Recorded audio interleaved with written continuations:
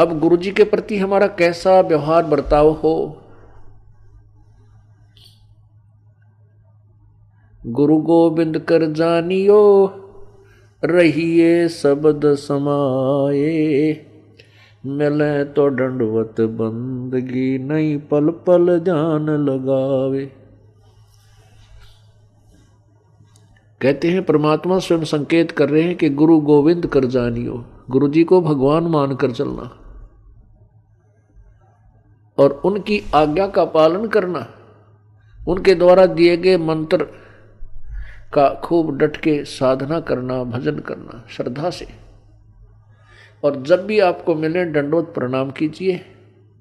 यदि आपसे दूर हैं तो पल पल उन्हीं का ध्यान कीजिए।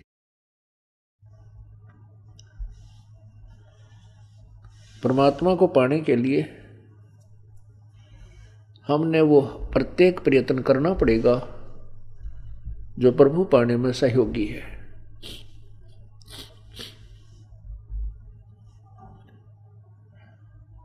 जैसे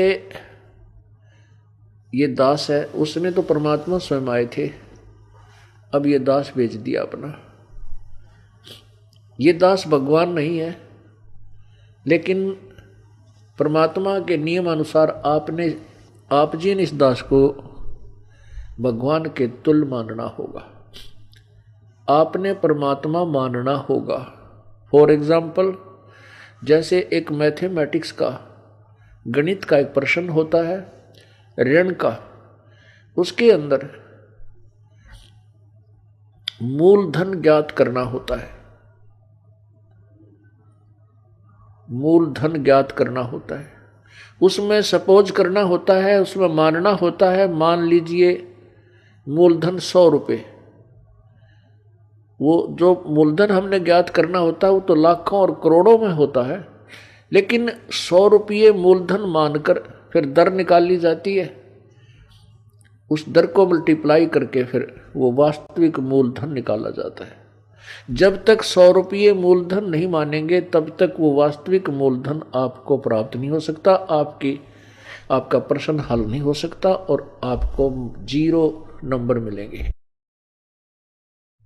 इसी प्रकार ये भक्ति आध्यात्मिक परमात्मा प्राप्ति रूपी जो प्रश्न है, ये इक्वेशन है, ये क्वेश्चन है, इसको हल करने के लिए, इसको सोल्व करने के लिए आपने इस दास को भगवान मानना पड़ेगा। तब आपकी आध्यात्मिक क्रियाएं सफल होंगी। जैसे आप यहां से जाओगे, आपने परमात्मा देखा नहीं है, आपने इस दास को देखा है, वो परमेश्वर इस दास का रूप धारण करके आपके समक्ष वहां खड़ा होगा। अब जैसा जिसका व्यवहार इस दास के प्रति यहां है वो वैसा ही करेगा। जैसा आपका इस दास के प्रति आपके मन में दोष या श्रद्धा है, वो ज्यों की त्यों वहां होगी। जब आपकी वहां एक बार फिर जो है पछोड़ लाओगा परमात्मा, आपके पास भक्ति धन भी है, आपके अंदर गुरु जी के प्रति वह श्रद्धा नहीं है जितनी भगवान के प्रति होनी चाहिए, तो भी आप वहां से रिजेक्टेड हो जाओगे तिरकुटी के ऊपर।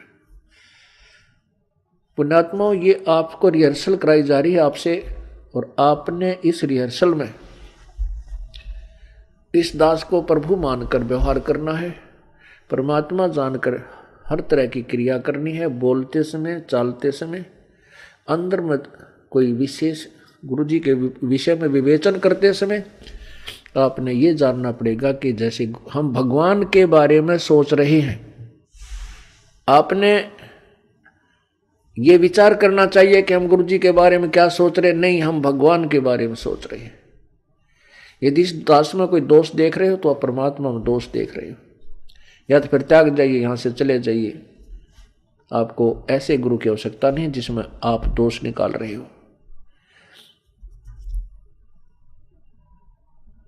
हम इसी प्रकार परमात्मा को प्राप्त कर सकते हैं। गुरु मानुष कर जानते, ते नर कहिए अंधे, ओवे दुखी संसार में आग काल के फंद। गुरु जी के प्रति आपकी कैसी श्रद्धा हो।